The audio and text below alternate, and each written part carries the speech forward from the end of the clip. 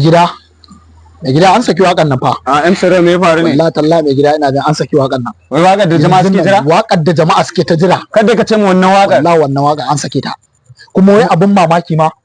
a YouTube din wai a rasa wa za a dora a YouTube din wa za a dora waƙar nan duniya tana jiran waƙar ba wai iya jiha ba ko Najeriya duniya take jiran waƙar wai sai wai wannan YouTube ga ya mun wannan YouTube din Aliyu dan Kano wannan Aliyu dan Kano multimedia da kai Aliyu dan Kano TV wai kada ka ce mu Aliyu dan Kano TV nan aka saki waƙar mutumin da ba shi da kowa kuma abun mamaki ka je fa wannan a YouTube din wannan celebrity fa ake so kowa ya san an gama ba mu labari a YouTube din sa za a sa ya kuma aka zo aka sa mana an sa ta a YouTube din Aliyu dan Kano TV Aliyu dan Kano TV dai ne sai aka sa ta kaga shikenan yaron nan fa da muke wannan yaron yanzu kaga shikenan mu yanzu shikenan kaga shikenan to ya haka an saki waƙar